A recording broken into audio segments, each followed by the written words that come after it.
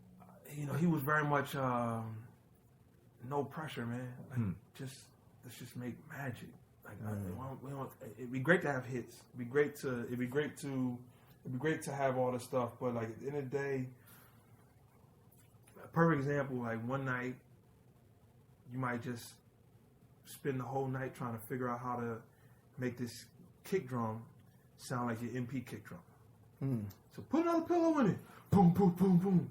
Hit the drum machine. Boom, boom, boom, boom. Put another pillow in it. Boom, boom, boom. Put the mic over it. Put a pillow in the drum. Boom, boom, boom. And if Jeff walked in, like, what y'all doing? And we talking about like 5 hours of just going boom, boom, boom, boom, boom. What y'all doing? We trying to get this kick drum off this drum to sound like the MP drum. Let me hear it. Boom, boom, boom, boom. Try a different mic. Put the other mic in. Like, it's like, so now you wonder that you got these guys playing live drums and it sounds like, now it sounds like an MP drum machine. It's because Dre and Vidal and Ivan and Carvin, them guys spent all night just working on one little special thing. And we would put a microphone in the center of a room. And I would sit in the corner, lay like in the corner, like 15 feet away from the microphone and sing. Like created our own natural reverb and create this eerie sound that I still can't recreate to this day. Wow. I still can't. Like we just try different things. And that was the part of like, before then, it was like, I paid for studio time. Or these guys like, I was part of a production company. So when you came in, you worked. And ain't no time to be playing around. Ain't no time for experience. You need to have that written before you got here. Right. So I learned how to write really, really fast. So I didn't know this experimental work. When I got to touch jazz, it's like, that was the beginning of chasing Goosebumps. That was the beginning of like, let's figure out magic. And that was like when I started buying my own equipment. Because I needed to continue that. I needed to, Right. And I think what you hear today is because of Touch of Jazz. Speaking of experimenting, man, I had to bring this up, man. Like, I'm good friends with Anthony David, who linked us up. Yeah. He lit me, a lot of folks heard it. Y'all had a rap song together, man. Mm-hmm. Will there be more of that? Because y'all was actually flowing on them. I was like, what? I was like, that was around the time when I was still, like, getting familiar with your music, period. And I was like, who's this other dude? Like, man, that's Eric Roberson. I was like, the singer dude? Like, yeah, man. So is there more of that out there? Well, interesting enough you say that. Me and Phonte from Phonte, his little brother, we're doing an album together. And we're done. We got one song left. And I thought I wasn't going to rhyme at all on this album. Like, first of all, I damn sure ain't going to rhyme at Phonte. Right. But I rhymed twice on the album. Like, not like nothing crazy, nothing whatever, but I'm open to, it's open to creating. I got a great deal of respect for hip hop. So you're not going to hear a rap album from me. You know what I'm saying? Because I want to make sure that if I do it, you do it correctly. But I have no problem rhyming. Truth be told, in the van driving to shows, we rhyming damn near. I'm a shower rapper. Like, I'm rhyming non-stop. Like I'm constantly rhyming. Throwing the J Dilla beat and just sit back. That's our lounge time. Like sit back and crunch syllables, man. Do y'all have a name for the album yet, or when you want to drop it or anything? The album will be called, and then it started as a joke, but it's called Tigalero. Because we done threw it on so many songs. Right. Tigalero. It's like, so the album simple is just Phonte and Eric Roberson. That's the group name. But the album will be called Tigalero. Yeah. We need to hear that, man. Hopefully it's coming soon. Oh yeah, real soon. Man, the album's gonna come out July 22nd. Oh, dope. For the summer. For sure. Yeah. Most definitely. Man, I've always heard you, and I know you got to go to sound check soon, so I'm not going to take up too much more of your time. I've always heard you say your three pillars of music for you is commission, Tribe Called Quest, and Stevie Wonder. Huge Stevie fan. Like, I'm a stan. Like, no for real. Like, I've literally paid, in the last 15 years, I've paid to go to two concerts. One was Stevie, one was Prince. No doubt. You know what I mean? Like, other than that, it's whatever. I get in where you fit in. But had you with Tribe, man, with Fife passing recently, it hit all of us because nobody expected it. Had you ever had the opportunity to work with him or meet him? Not Fife. I'll tell you a funny Fife story, though. When I was at Howard,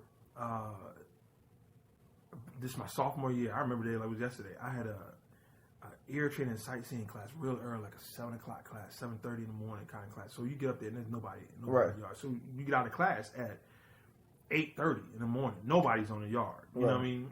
And this is like Low End Theory is like on fire at this time. I'm coming out of class. I remember this day like it was yesterday, dude. For real. This real talk.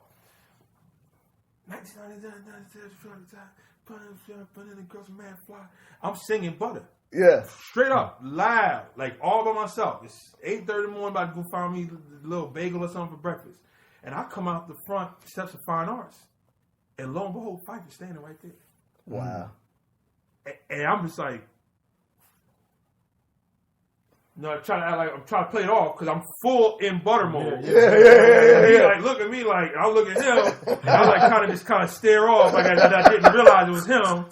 And I'm like, so I just keep kind of like reciting. I got a little quieter and slowly turned around, just as embarrassed as I probably be, and just walked back in. And I don't know what he was dropping some chick off. I don't know what he was doing. Like just the randomness. Just the randomness, so that I didn't see him again for like years later. But did you tell him the story? No, but that was like a real quick passing. Yeah, I always, every time I saw him, was one was like, "What's up?" And I was like, "Yo, 20 years ago." Right. But I got a chance to really meet Q-Tip, and one point where Q-Tip was working with Hollywood Records, he was interested in signing me to Hollywood Records at a time, and we got a chance to really chop it up and just really, the sacrifice that y'all had to put through to make these incredible albums. And I mean, their friendship was part of that sacrifice. It ain't easy to make a Low End Theory. It ain't easy to make, and then come back and make a Midnight Marauders. It's not that easy. It becomes a lot of sacrifice, relationships, health, all gets deteriorated when you put that much into records like that, and it goes on. We going to celebrate the records. When we're dead and gone, people going to celebrate the records. Those are great records. But it goes, and I think we were able to talk about that, like talk about how much, and truth be told, while they were making it, they weren't healthy enough to realize how magical those records were. Right. They were still looking over here like, why we ain't getting the push like that? Why we ain't, he was very much saying, I think hopefully before Fife passed, they were able to realize the beauty of Tropical Quest was also the friendship of Tropical Quest. Yep.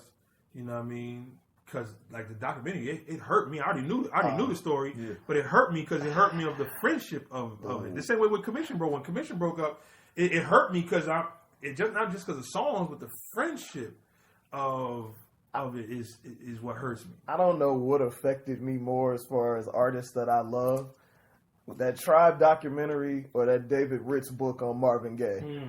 I was just like, I can't deal with this. Like I'm not emotionally mature enough to read this. The David Ritz book, it was good for me because I kind of knew it. It gave me more in depth, but I knew he was troubled. You know what I'm saying? Yeah, but it's like, that book goes. I warn people before they read that book, like, dude, this ain't no fluff piece. This is real deal. Second thing, I don't know where I heard this or saw it, but that you avoided meeting Fred Hammond. And your role manager. Demo tricked you into it. I thought I was going to a meeting with to meet Tom Joyner. I was going to a restaurant to meet with Tom Joyner. Mind if they said Fred was there, I would have never showed up. Right. I mean, they both light skinned, so you might have. Right. But it's crazy. I was doing an interview, a random interview. And, you're doing shows, in between shows, you beat up, whatever. I was doing interviews, everything was fine. And we just an interview like this. And the guy said, in the interview, he said, it was being filmed. He said, so the commission, yada, yada, yada. I didn't know the guy filming was a friend of Fred's. So he said, if you could tell Fred anything, what would you tell him? And I said, man, I'll just tell him thank you. And I just broke out crying. Wow. Full out, right on camera. It's like, I'll just tell him, that's how much real time it be. Broke out crying, right, straight up on camera. Boom, just put my head down, just went in, And it was like, because everything I have is because of commission, it's because of Fred. Like, I've studied them that much. Like, the reason why I picked up a pen and started writing songs was because of them. You know what I mean? So he shows it to Fred, and Fred's like, I need to meet this dude. Like, who did meet this guy? So they filming when I meet him. It's on YouTube somewhere. You actually find this, like when Eric meets Fred or something like that. Right. you see that when he walks in, I go like that. there's nowhere to go. Like I'm in like a conference where there's like only like say if he walked in here right now, I'm like, nowhere, nothing you could do. Got me because I didn't want. And it's funny because this how when I met Stevie it was the same. When I met Stevie, I was like, "How you doing, Steve? My name's Eric Rose. I'm a big fan. Thank you. Oh, cool, man. Cool." And then they whisked me away, and I was like, "Damn." You know, it's like, I kind of like. I really want to meet Stevie Wonder, but I kind of don't want to because if he was just having a bad day. It was just like, hey man, get out. Like it would really like damage me as a human being. I didn't need Fred. I didn't need Fred to be there because if I was ever to sit down with Fred, I needed him to know how much his music meant to where I'm at right now. You know what I mean? So we were able to sit down and chop it up. And then crazy enough, a year later, he's like, "Yo, I'm forming a group. You want to be in a group?" And I was like, "Let's go, man. Let's do it." So we were able to really, really, really chop it up. You know, really, and that really, whole project was coming, just getting such talented guys together. God, man. You know, the beautiful thing about that, it created a brotherhood, man. We, all four of us, talk all the time still. You know what I mean? Hopefully we still do music and do another United Tenors album, but just the most important part, we all came in needing something. You know what I'm saying? And I think, truthfully, United Tenors helped Fred with commission. Like, helped him mend or have a better outlook on the brotherhood of that. You know what I'm saying? But we were all either coming in with girlfriend or marriage problems or balancing kid. I had just had my second child. I was like, how do we balance this? Like, what do you know? So I needed that mentorship that we got, man. So like the conversations that came in between recording, dude, that's what needed to be recorded because those were like just monumental conversations on every aspect. And it might be me and Dave or Fred and Brian or, you know, Brian and Dave, whoever it was, like you just phenomenal conversation. We knew like even 3 songs in, like, yo, we're going to know each other forever. Like it's just going to be, you know, there's no reason. We're in each other's lives for a reason. That's amazing. You know? The Box was your last album, 2014. 2 questions from that. You rarely ever have other people write for you. And you were on King like before a lot of people were on King. They're like super, like that niche popular now. So how did that whole thing happen and where you actually, they were on the song, but how'd you allow them to write a song for you? Because like what's that happen? Like what, twice in your whole career? And I'm trying to open myself up more to it now. I mean, I'm constantly always hearing stuff, but just trying to be open to people's creativity, you know. But it started really where I was doing a show in Minneapolis, and they're from there. So Paris, who's like the main producer, she we met up, and she was like, "I want to play the album for you." And this was like, man, this might be. I mean, you think about it, Box came out in 2014. So think about this might have been a year before that. Right. You know, think of that.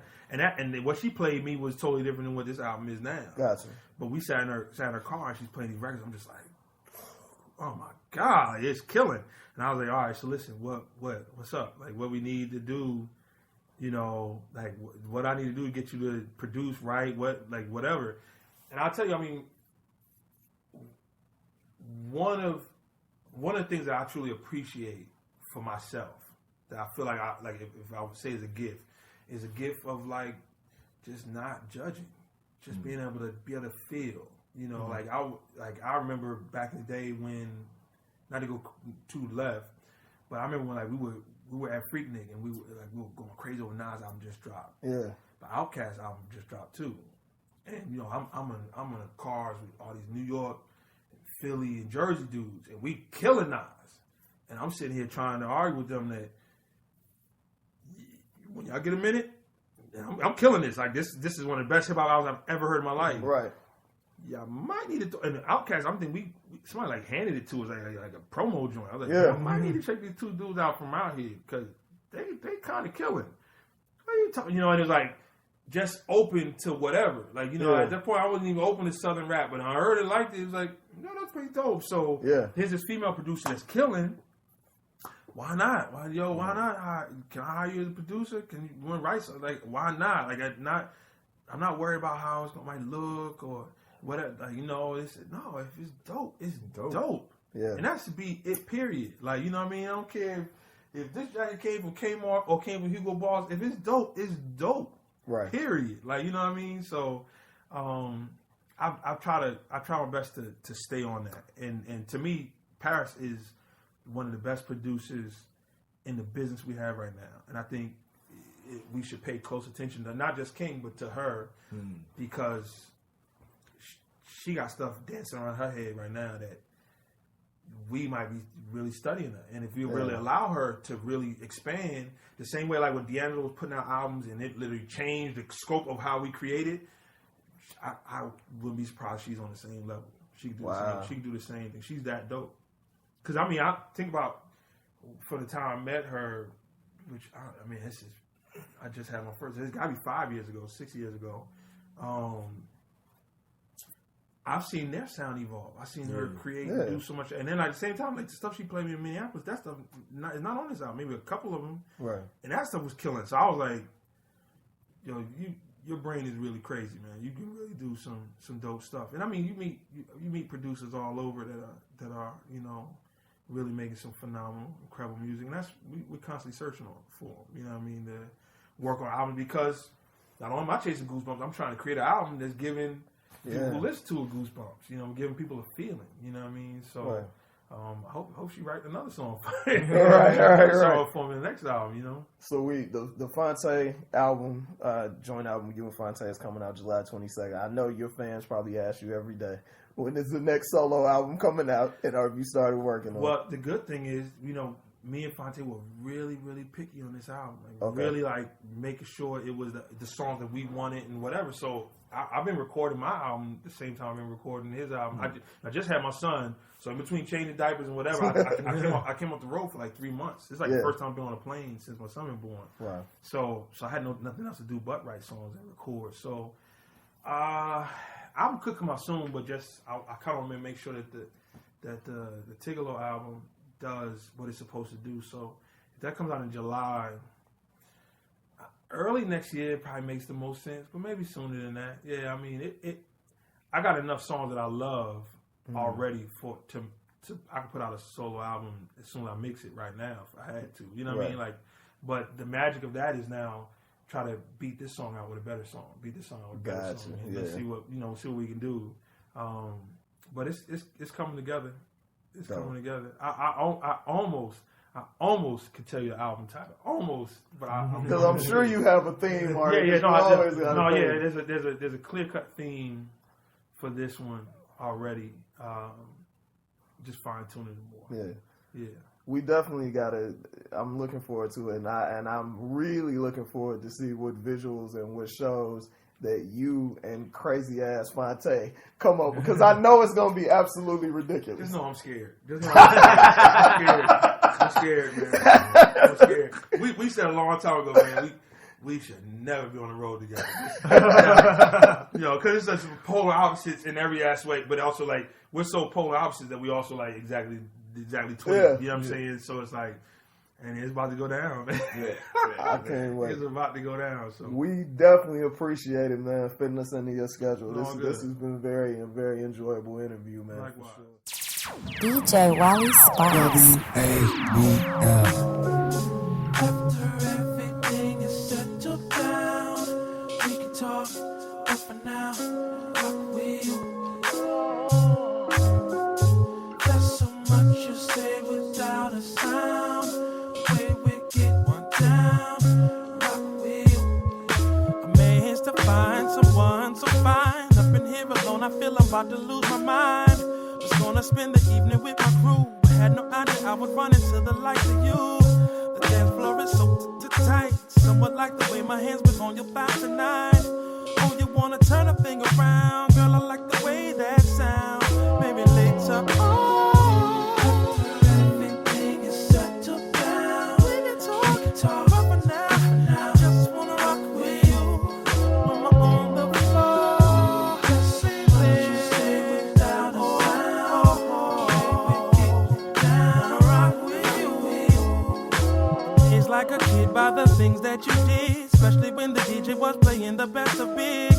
Don't ever want this evening to end, but if it does, I wanna know when can it start again. Don't even know your name, but just your eyes alone makes me want to get out the game. The tower is about to be thrown, hopefully, girl, later on.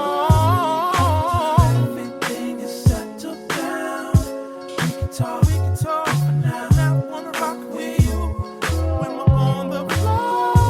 Listen, what you say without a sound. When we're getting down, rock with you. Maybe later on, after everything is settled down, we can talk. But for now, I just wanna rock with you when we're on the floor. Listen, what you say without a sound. We're getting down, rock with you. Feels so good, why not let it ride? Time will tell if we should get closer later on or just for the night. On the floor, let the beats take it over. Love the way from the left to the right. Can't let go, yo, my heart wants to hold you, girl. My hands that's locked on your side. And welcome back. We appreciate y'all rocking with us and listening. Also, shout out to our DJ Wally Sparks, who've been holding it down, DJing for us, as well as DJing some of the hottest parties in the Southeast, man. And yo, you know I was hype. You already know. If you listen to the show, you already know I'm a diehard Warriors fan. I had a whole bunch of people talking crazy to me when they went down to the Thunder 3-1. I just stayed the course. I said, hey, the Warriors team that I've watched and I've covered for the last couple years, I fully expect them to be back. And y'all see what happened. They went out there and whooped on the Thunder 3 in a row. Now they going into the finals against Cleveland. Last time I checked the line, they was favored by 5.5 points to win game 1. Vegas know what's up. Y'all should know what's up too. Like, how much of a difference do you think, a healthy Cavs team, i.e., Kyrie Irving, is going to make this year? As far as effectiveness, I don't know how different it's going to be to the outcome. They'll be playing completely different ball because you got a point guard, you have a backup point guard in Dellavedova. Dellavedova ain't going to have to play so many minutes. He got to go to the hospital to get an IV. But also on the flip side, you had a Warriors team that was coming in that hadn't played in a championship against one of the most seasoned players in championships in LeBron. Now you got a Warriors team that's coming in with confidence. Yeah. It's going to be interesting. Like history-making confidence at that. Yeah, and it's going to be and they already got punched in the mouth by OKC. So now, no disrespect to Toronto or the Hawks or any other teams, but the Cleveland hasn't played the caliber of teams that Golden State has played coming into this, so they're kind of battle-tested. So that can work against them because maybe they're a little more tired and fatigued. Steph definitely looks fatigued to me. Yeah. Either that or he's not 100%. One of the two, but his body language is not the norm. But, I was watching the Four Letter Network this morning, and they said that the likeliest outcome, according to their analytics, is Warriors in 5.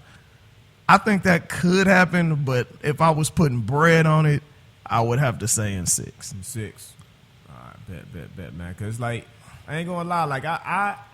I thought the Thunder were going to pull it out, but, it's something about that Draymond Green, man. When I saw that Draymond Green interview, the press conference, and they was in the locker room, and he was pretty much like, hey, man, we straight. Y'all about to see something y'all ain't never seen before. I was like, all right, man, I think that man is determined. Hey, man, they got confidence. I'm just really looking I think it's going to be a really good series because it's either going to be a really good close series or it's going to be blowouts each way. Okay. Because I don't know if Tyronn Lue is that guy as a coach. I think we've seen from the last 3 games that Steve Kerr, and when Steph was out, that Steve Kerr and his staff know how to coach pressure games. We ain't seen that from Tyronn Lue. Yeah, it's kind of been a cakewalk for them. They've kind of done what the what was that? What year was it? The 2001 Lakers did, where they just pretty much swept all the way through the finals almost. They did actually sweep through the finals, just lost game 1 in the finals to Iverson and them. Yeah. Speaking of Lue. You know what I'm saying? Right. The Cavs have essentially done the same thing except for those 2 games that they dropped in Toronto. And those games were blowouts, so we haven't really seen Tyronn Lue have to coach. Right. So it's going to be real interesting. I'm going to be paying a lot of attention to the chess matches because they're going to have to hide Kevin Love a little bit because when the Warriors put their small lineup in, Kevin Love can't guard nobody. Yeah. And then we're going to have to see if Kyrie steps it up on defense, because he's going to have to. Because if you scoring 35 but you giving up 50, what difference do it make? You know what I'm saying? But yeah, man, but that Warrior teams, I mean, granted, we all know that they're the champions, but I mean, it's like they really showed that they are actually like the team that everybody should be going for, because I mean, it's like, I mean, Clay, I wasn't all the way sold on Clay, you know what I'm saying? 'Cause I never really thought of him as a Scottie Pippen to Steph's Jordan. And I always kind of thought of him like he's the beneficiary of, you know, Steph getting chased around all the time. Like he just kind of be out there like Kyle Korver or somebody. Right. But to see him to like take over games, I didn't know he had take over. He got it, him. man. Like, to me, Clay could be a 1 on a first option on any other team. Like, he's got a complete game. Like, the dude, people forget, like, he had that crazy game in Game 6, but he was also guarding Russell Westbrook for most of the game. Like, you don't see that no more. Mm-hmm. And Westbrook had a pretty bad game.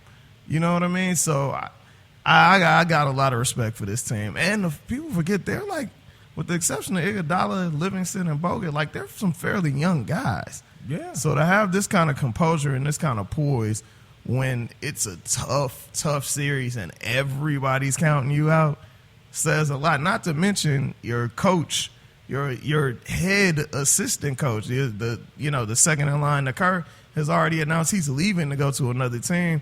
Like, we see that in college football all the time. Like, that somebody announced something before a bowl game and it throws off everything. Right. So for him to announce that and they keep rolling, you got to be very impressed, man. Like, say what you will, man. It's a lot of Steph haters out there, a gang of Draymond haters, and a lot of naysayers with the Warriors, bro. But the proof is in the pudding, bro. You can't argue with 73-9, and if they go ahead and win this, which most people think they will, you can't argue with back-to-back championships, bro. Say what you will, man. Them niggas, they ran through Westbrook, Durant, Lillard, Will be Bron and Kyrie, James Harden. Like, what can you say? Ain't no injury concern. They had the injuries and still won series. So it's like the antithesis of last year's run. So it's going to be interesting, man. So tonight, when y'all listen to this Game 1, I'm looking forward to it. I'll tell you one thing. They done lost their damn mind with these prices. Last year, the upper-level tickets was like $400. Maybe like high threes. Okay, that's affordable for a once-in-a-lifetime experience. This year, the upper-level ticket, the cheapest ticket is $605. No. That's 2 people. You talking over $1,000. That's somebody's mortgage. Damn, for upper level. Bruh, I was like, they tripping. I went today because I was on, like, well, I might mess around. Because it's different. When you covering the game, you got to be reserved and all of that stuff. When you sitting in the seats, it's a different experience. Right. So when I'm like, shit, nigga, I ain't dropping $600. I was there last year. Right. Like, you know what I mean? Like, I'm cool. So, yeah, but we appreciate y'all listening. Yo, and, man, we got to shout out 3 Stacks, man. Oh, yeah, man. You know what I'm saying? The one and only Andre 3000 showed his face at the hip-hop trivia, man. We appreciate him falling through, especially after he had like a day long of, you know, family stuff to do. He was in town celebrating his birthday, and he fell through after graduations and birthdays and all that stuff, man. So appreciate him falling through, man. Most definitely. When we there, Slice, Midtown, what is that, 75 Piedmont? 75 Piedmont, right there on the corner of Auburn and Piedmont, downtown Atlanta, near Georgia State's campus. You know, shout out to all the teams that have been showing up week in, week out. Yes. The ones like, you know, like Brutane Clan, you know, defending their crown. Suge Light. You know, Movers and Pacers falling through. They get better each and every week. Exactly. You know what I'm saying? So it's like, shout out to everybody that's been falling through consistently. What's the couple that come through every week? Oh, Becky and Jay. Yeah, man. they shout out to them too, man. And shout out to just all the, you know, the homies, the people that y'all know in the city and in the South, from Kerosene to DiBiase, Sean Fallion, you know, the homie Jason State and everybody that's came through, DJ Knots, that's just come through and support, man. We most definitely appreciate it. It's getting bigger and bigger every week, man. So who knows where this thing is going to take it. Y'all just keep rocking with us. Give us your suggestions. As always, if you got a team and you want to let us know you coming, you can RSVP at hiphoptriviaatl@gmail.com, and we'll get right back at you. And we'll see y'all next week on another dope show. Peace.